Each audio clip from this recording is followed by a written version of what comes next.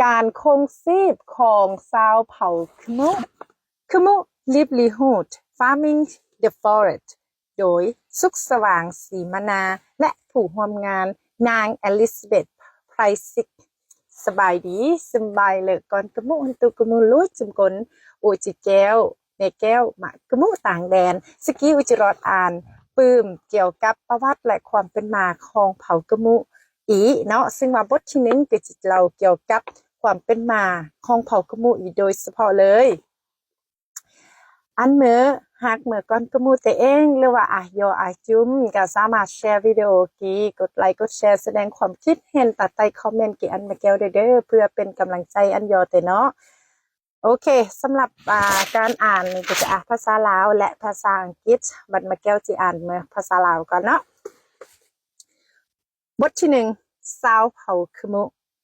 ความเป็นมาของชาวเผ่าขมุชาวเผ่าขมุได้เรียกสื่อเฉพาะให้ชนเผ่าตนเองว่ากัมมุ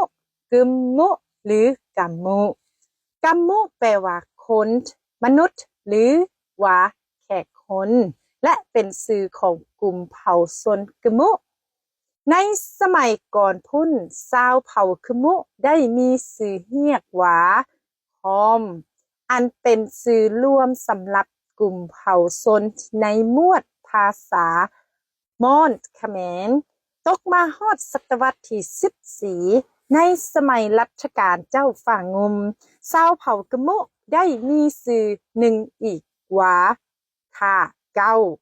ต่อนั่นมาในสมัยหลังพี่จึงค่อยมีสื่อใหม่เกิดขึ้นอีกคือผู้แฉงใต้แฉงลาวกลางลาวไหมลาวเทิงเหล่านี้เป็นต้น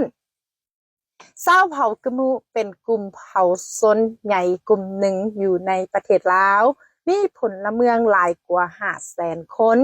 เขาเจ้าเป็นกลุ่มเผ่าชนที่เก่าแก่ดังเดิมที่ได้ทำมาหากินอยู่บนพื้นแผ่นดินแห่งนี้โดยเฉพาะแมนคงเขตภาคเหนืออินโดจีนแต่สมัยดึกดำบรรพ์จนมาถึงทุกวันนี้ชาวเผ่ากะมุมีประวัติอันยาวนานและอิสเลียวผ่านหลายยุคหลายสมัย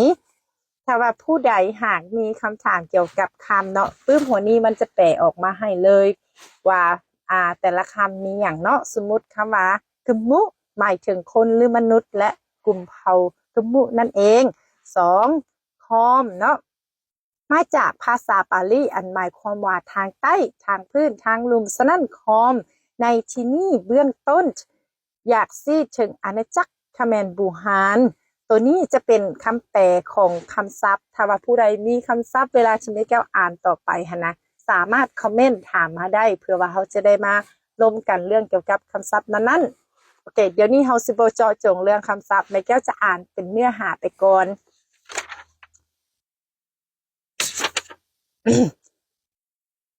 ผ่านหลายยุคหลายสมัยของวัฒนธรรมและติดพันกับประวัติการเป็นมาของสาวลาวเฮาอยู่เสมอซึ่งกันเชื่อกันว่าในสมัยบูฮานชาวเผ่ากะมุได้มีอาณาจักรเป็นของตนเองมาแล้วหลายแห่งเช่นเมืองสวงหลวงพะบางเมืองปะกันเสียงขวางเสียงแสนเสียงเครือเหล่านี้เป็นต้นปัจจุบันชาวเผ่ากะมุส่วนหลายยังคงดำรงคงชีพด้วยการเฮ็ดไหปลูกข้าวเหนียวสาลีฝ้ายและเผือกมันชนิดต่างๆเลี้ยงสัตว์ล่าเนื้อหาปลาจักสารและเก็บกู้เครื่องป่าของดงอยู่เขตผู้ดอยของแขวงต่างๆในภาคเหนือของลาวเช่นแข่งบริคำไซแข่งเสียงขวางหัวพันผงสาลีอุดมไซหลวงน้ำทาแขวงบวกแก้วสยามบุรีหลวงพระบางแขวงเวียงจันทร์และกำแพงนครหลวงเวียงจันทร์นอกจากอยู่ในประเทศลาวเฮาแล้วชาวเผ่าขมุยังมีอยู่ในประเทศเวียดนามประเทศจีนประเทศไทยและประเทศเมียนมาในสมัยสงครามชาวเผ่าขมุจำนวนหนึ่งถูกอพยพไปอยู่ประเทศอเมริกาประเทศฝรั่งเศสแคนาดาซูแอนและประเทศอื่นๆอีก ชาวเผ่าขมุโดยพื้นฐานแล้วเป็นกลุ่มเผ่าชนที่มีความเป็นเอกภาพด้านภาษาคำเว้าฮีดคองประเพณีและการเสือถือแบบนุ่งถือแบบวิธีทำมาหากินและด้านแนวคิดจิตศาสตร์แต่ถึงอย่างไรก็ตามโดยอิงใส่จุดพิเศษของการออกเสียงในภาษาคำเว้าก็คือจุดพิเศษที่ตั้งภูมิลำเนาและบางพิธีกรรมของการเสือถือพวกเขาสามารถแบ่งกลุ่มชนเผ่ากะมุออกเป็น2แทรกใหญ่ดังนี้ 1. กะมุอูเสียงอูแทรกกะมุอูส่วนหลวงหลายจะตั้งภูมิลำเนาทำมาหากินอยู่ทางภาคตะวันออกเฉียงใต้ภาคเหนือของลาวเซนต์ส่วนหนึ่งอยู่ในแขวงอุดมไซพงสาลีหลวงพะบางแขวงหัวพันเสียงขวางเวียงจันทน์และบริคำไซกะมุอูร่วมมีหลายแทรกน้อยดังนี้ตะมุอูตะมอยอูตะมอยคันตะมอยเจืองตะมอยอำตะมอยเปิง 2. แทรกกะมุรอกเสียงครองซึ่งรวมมีหลายแทรกย่อยดังนี้ตะมอยรอกตะมอยครองตะมอยอัลตะมอยลือตะมอยย้วนตะมอยแควนส่วนหลวงลายแทรกกะมุรอกจะตั้งภูมิลำเนาทำมาหากินอยู่ทางภาคตะวันตกเฉียงเหนือ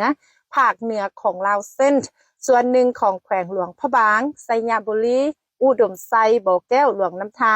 เพิ่นเคยลือซาว่ากะมุรอกเป็นคนใจเด็ดกล้าหาญตีมวยฟ้อนดาบเก่งเป็นผู้ล้อข้องบังและข้องแซงและขันดาบฟันง่าวเก่งนอกจากนั้นเขาเจ้ายังมีวิชาอาคมมนต์คาถาที่ศักดิ์สิทธิ์อื่นๆอันนี้ก็จะเป็นเรื่องราวเนาะของชนเผ่ากะมูเฮาจะเป็นประวัติย่อๆสำหรับมาแก้วเองอูเมอตะมอลอัลเนาะตะมอยอัลหรือว่าเป็นตระกูลแทรกของกะมูรอกอันนี้ต่อด้านวัฒนธรรมชาวเผ่ากะมูเคยมีมูลเสื้อทางด้านวัฒนธรรมที่เก่าแก่จารึกและมหัศจรรย์หลายอย่างเช่นเทคนิคการถักหินตัดหินฝังหินลักหินสร้างไหหินเสียงขวางเนาะเทคนิคหล่อของบ้างข้องแซงและดาบเข็นง้าวคนกะมูบ่เฉพาะแต่มีน้ำใจสู้สนเด็ดเดี่ยวเหนียวแน่นเขาเจ้ายังมีศิลปะยุทธวิพิเศษในการสู้รบตีศึกชาวเผ่ากะมูสำนาญและมีฝีมือพิเศษทางด้านจักสานเครื่องไส้ของซอยในครอบครัวชาวเผ่ากะมุยังมีระบบนิยายนิทานกลหรือว่าเติมที่อุดมสมบูรณ์อันกายมาเป็นพื้นฐานและกกเข้าศิลปะวรรณคดีพื้นเมืองของชาติลาวเฮาเซนต์ระบบนิทานหมากน้ำเต้าระบบนิทานปุยเยเยพื้นตำนานบูฮานอื่นๆที่ติดพันกับห้องห้อยประวัติศาสตร์ของชาวลาวชาวเผ่ากะมุก็คือชนชาติเผ่าอื่นๆซึ่งแม้จะเป็นกลุ่มเผ่าชนส่วนน้อยและล่าหลังทางด้านเศรษฐกิจและสังคมก็ตามแต่หากว่าก็ยังมีภาษาคำเว้าอันครบถ้วนสมบูรณ์ทั้งมีลักษณะเอกลักษณ์เฉพาะตนตัวเองอยู่เสมอโดยลักษณะของเสื้อซ่าชาวเผ่ากะมุอยู่ในกลุ่มเผ่าชนที่เว้าภาษาในตระกูลโรอาซีอาติกสาขามอนคาเมนในกลุ่มย่อยที่เรียกว่าคามูอีกซึ่งทั่วไปแล้วเป็นภาษาที่เก่าแก่โบสู่มีเสียงวรรณยุกต์มักจะเป็นภาษาที่มีการหันลิ้นหลายทั้งมีเสียงกักและเสียงควบหลายที่สุดการประกอบสร้างทางด้านไวยากรณ์คำพยางค์ประโยคส่วนใหญ่อยากคล้ายคือกับการประกอบสร้างในภาษาลาวและไทยนี่ก็จะเป็นด้านวัฒนธรรมยังมีหลายเนาะแต่แม่แก้วอยาก